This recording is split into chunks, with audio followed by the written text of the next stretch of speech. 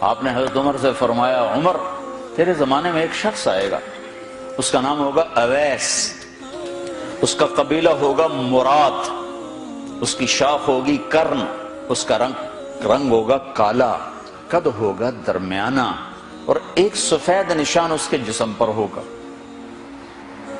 جب وہ آئے تو تم اس سے دعا کرانا، علی تو بھی کرانا، عمر تو بھی کرانا، اور میں قسم کھا کے کہتا ہوں کہ اویس جیسوں سے دنیا بھر جائے تو عمر و علی کے ایک بدن کے بال کے برابر نہیں، لیکن اس کے ذریعے سے ایک پیغام آگے پہنچانا تھا۔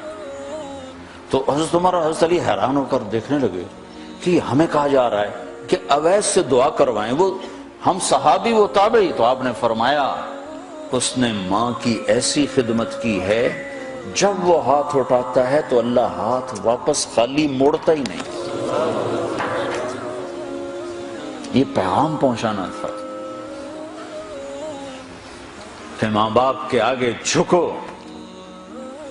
جس دیش میں آپ رہتے ہیں یہاں کام کی رفتار بہت تیز ہے، ماں باپ اگر موجود ہیں تو کم ہی خوش نصیبوں والے ہیں جن کو کچھ اولاد کی خدمت ملتی ہے، ورنہ دیواروں کے ساتھ ہی زندگی گزر رہی ہوتی ہے۔ تو عمر رضی اللہ عنہ جب خلیفہ بنے تو ہر سال حج کرتے تھے، ہر سال ان کو ڈھونڈواتے۔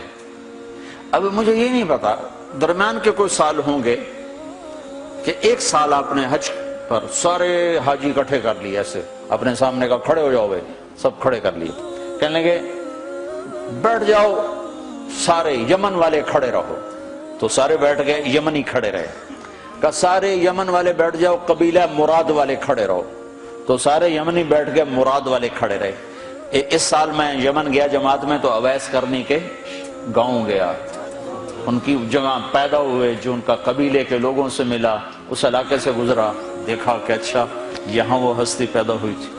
خشک پہاڑ ہیں، بالکل خشک پہاڑ۔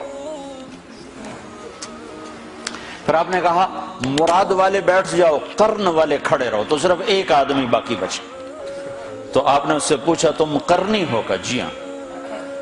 اویس کو جانتے ہو؟ کہ جانتا ہوں، میرا سگا بھتیجا ہے، میرے بھائی کا بیٹا، لیکن وہ تو تھوڑا پاگل سا ہے، آپ اس کا کیوں پوچھ رہے ہیں؟ تو عمر رضی اللہ تعالیٰ عنہ رونے لگے، کہا وہ نہیں، تو پاگل نظر آتا ہے۔ پھر آپ نے پوچھا کدھر ہے؟ آیا ہوا ہے حج میں؟ ہے؟ کہ جی ہے۔ کدھر ہے؟ کہ جو اونٹ چرانے نکلا تھا عرفات کی طرف۔ تو حضرت عمر نے حضرت علی کو ساتھ لیا اور دوڑ لگائی اور پہنچے عرفات کی طرف، تو دیکھا تو ایک آدمی ایک کیکر کے درخت کے نیچے نفل پڑ رہا اور اونٹ اس کے چاروں طرف چل رہے۔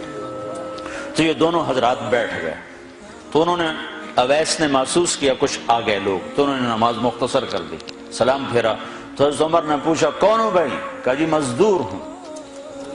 کہا تیرا نام کیا ہے؟ کہا جی اللہ کا بندہ۔ کہا بھائی ہم سارے کے بندے ہیں، میں پوچھ رہا ہوں جو نام تیری ماں نے تیرا رکھا وہ کیا ہے؟ تو وہ تو پہچانتا نہیں تھا کہ عمر کون ہے، علی کون ہے، وہ تو پہلی دفعہ حج پہ تھا۔ وہ کہنے لگا تم کون ہو میرا انٹرویو کرنے والے؟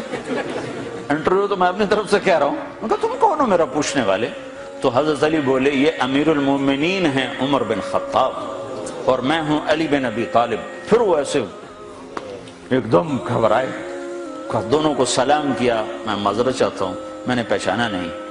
تو عمر رضی اللہ عنہ نے فرمایا ہاتھ اٹھا، ہاتھ اٹھا۔ برمنگھم والوں کو پیغام پہنچے کہ ماں کی خدمت کیسے کی جاتی، کہ عمر جیسا ہاتھ اٹھوا رہا ہے، علی جیسا، علی جیسا۔ تو وہ کہنے لگے میں آپ کے لیے کیسے ہاتھ اٹھاؤں، میری اوقات ہے کہ میں آپ کے لیے دعا کروں؟ کہاں، ہمیں ہمارے نبی کا حکم تھا کہ اویس آئے تو اس سے دعا کروانی ہے، کہ جب وہ ہاتھ اٹھاتا ہے تو وہ ہاتھ خالی نہیں آتے۔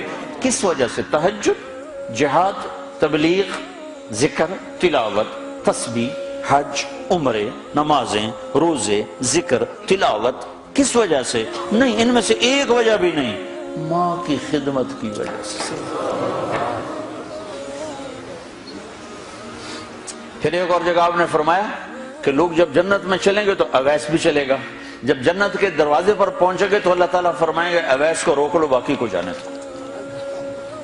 تو اویس گھبرا جائیں گے، کہیں گے یا اللہ مجھے کیوں روک لیا ہے؟ تو اللہ تعالیٰ فرمائیں گے ٹھہر جاؤ، جانے دو ان کو.